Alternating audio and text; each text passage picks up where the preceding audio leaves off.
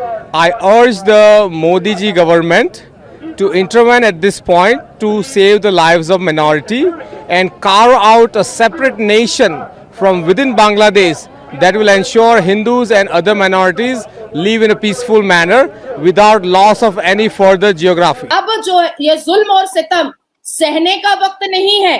हमें बांग्लादेश में हिंद देश चाहिए।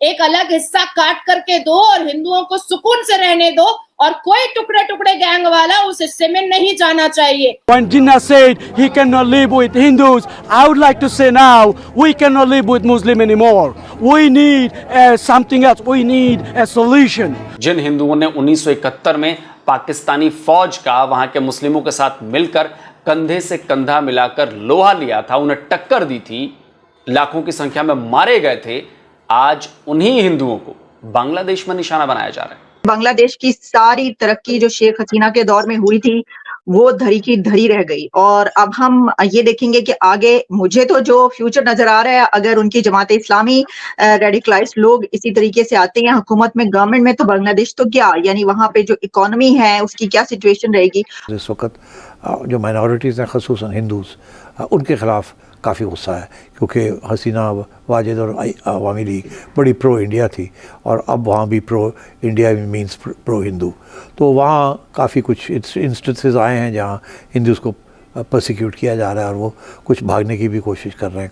हम इंटरनेशनल कोर्ट में और यूएन में यही बात करेंगे कि पाकिस्तान में हिंदुस्तान बनाइए और बांग्लादेश में हिंद देश बनाइए।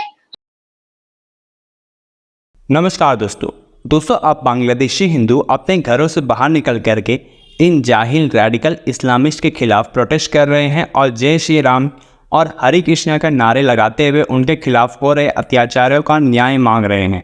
इसके साथ साथ अब बांग्लादेश में पूरी दुनिया भर में ये मांग उठ रही है कि बांग्लादेश के अंदर ही एक अलग देश बनाया जाए हिंदुओं के लिए, जो हिंदू देश कहलाया जाएगा और वहाँ के सिर्फ हिंदू ही रहेंगे, क्योंकि जब भी बांग्लादेश या पाकिस्तान में कोई भी अनरेस्ट फैलता है तो पहले विक्टिम हिंदू ही बनते हैं और वहाँ के जाहिल मुसलमान हिंदुओं पर अटैक करते हैं और उन्हें जान से मारते हैं।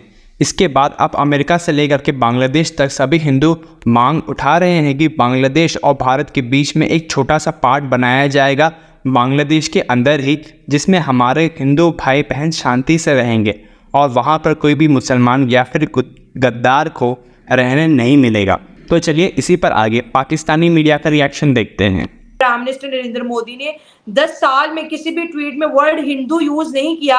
आज वो भी इतने मजबूर हो गए कि मोहम्मद यूनुस को ट्वीट भी करते हैं वजीर आजम बनने के लिए, साथ मेंशन करते हैं कि हिंदुओं को आप सेव करें।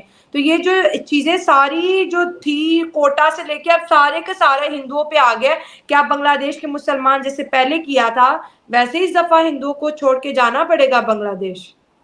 नहीं शैला, अब इस बार होमवर्क कुछ अलग होगा। इस बार होमवर्क कुछ अलग होगा और ऐसा है कि हमने अपना होमवर्क स्टार्ट कर दिया है और क्योंकि मैं पश्चिम बंगाल की वोटर हूँ, मैं वहां पर वोट डालती हूँ और पश्चिम बंगाल में भारत की बेटी होने के नाते मैंने बांग्लादेश आर्मीज को, मैंने दिवाली उनके साथ मनाई है बॉर्डर पर, मैंने भारत को रिप्रेजेंट किया है और मेरे सोशल मीडिया पर इंस्टाग्राम वगैरह पर आप देख लीजिएगा कि मैं भारत और बांग्लादेश के जो पश्चिम बंगाल के बॉर्डर है वहां पर मैंने इंडियन आर्मीज के साथ और बांग्लादेश आर्मीज के साथ मैंने दिवाली सेलिब्रेट किया है। और क्योंकि मैं बांग्लादेश की भाषा भी बहुत अच्छे से जानती हूँ, बोलना समझना, हाँ, और 2 दिन पहले मैं नेशनल न्यूज पर बांग्लादेशी पत्रकार के साथ ही बैठी थी, वो रो रहे थे, हालांकि वो खुद मुसलमान थे पत्रकार, और वो कलप कलप करके रो रहे थे। मैंने उसको अपने सोशल मीडिया पे शेयर भी किया है कि वो कलप कलप करके रो रहे थे और वो कह रहे थे कि हमने ये नहीं मांगा था, ये वो मुसलमान कर रहे हैं जो पाकिस्तानी दिमाग के हैं, जो सीरिया के दिमाग के हैं। ये बांग्लादेशी मुसलमान जो बंगा बंधु को, जो शेख मुजीबुर रहमान को अपना फोरफादर मानता है, ये वो मुसलमान नहीं है, ये वो मुसलमान है जिसको जिहाद करना था। अब आती है बात कि 9 मई 2023 को पाकिस्तान में भी हमने ऐसे हालात देखे थे, मोर चोरी कर रहा था, खरगोश चोरी कर रहा था, तो भाई उसके घर में तुम घुसे थे 9 मई 2023 को, वो भी मुसलमान था, जो चोरी कर रहा था वो भी मुसलमान था, पर काटा किसको?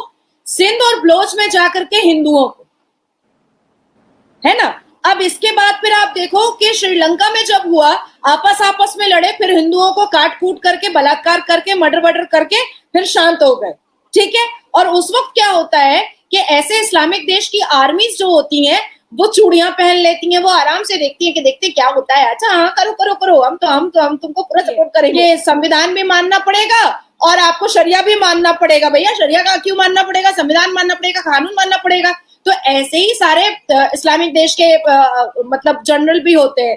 अब हमने अभी हालिया में मैंने एक बंगाली चैनल पर इंटरव्यू दिया था जो 12 मिलियन गया है और ये देखने वाले सारे बांग्लादेशी हिंदूज थे।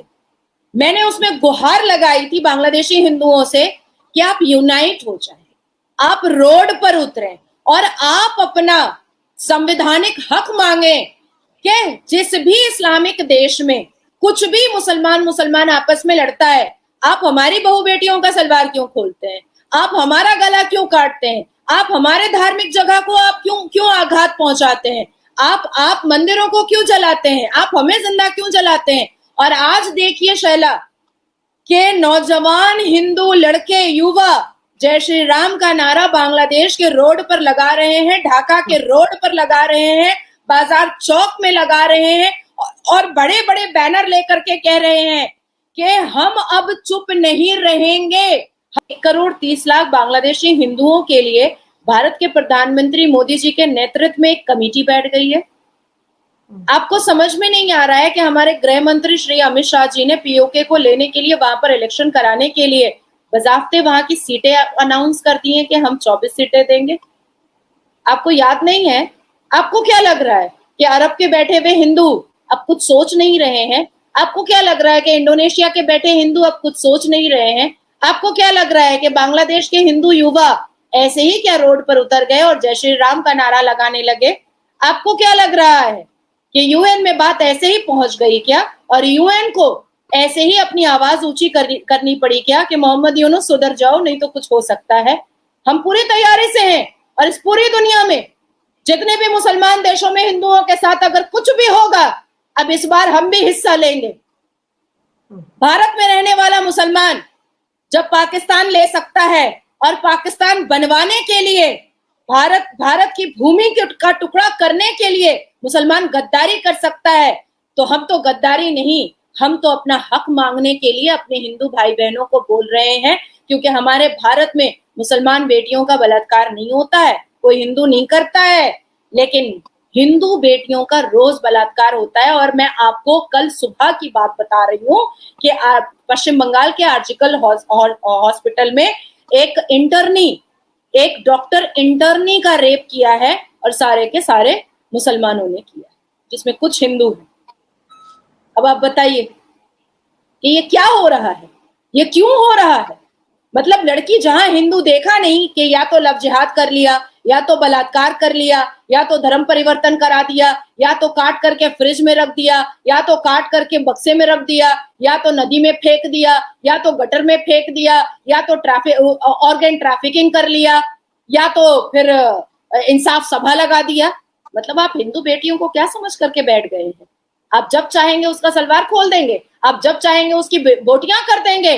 मुझे लगता है कि हिंदू मर्दों को अब खून में जोश लाना चाहिए, और सिर्फ भारत के हिंदू मर्दों को नहीं, बांग्लादेश में बैठे हिंदू युवाओं को भी खून में जोश लाने की जरूरत है। पाकिस्तान में बैठे हिंदू युवाओं को भी अब खून में जोश लाने की जरूरत है। और ये मुसलमान अपने इस्लाम के जस्टिफिकेशन पर और जिहाद के नाम पर एक जमाने से, बरसों अरसों से हिंदू बेटियों के सलवार को खोलता आया है और अपनी मटर गश्ती और अपनी अय्याशी को पूरा करता आया है, और हमेशा इस्लाम का जस्टिफिकेशन का ठप्पा लगाने की कोशिश करता है। इसको खत्म करने के लिए इस देश में, इस दुनिया में जितने भी हिंदू हैं उनको यूनाइट होना पड़ेगा, उनको एक तरफ आना पड़ेगा।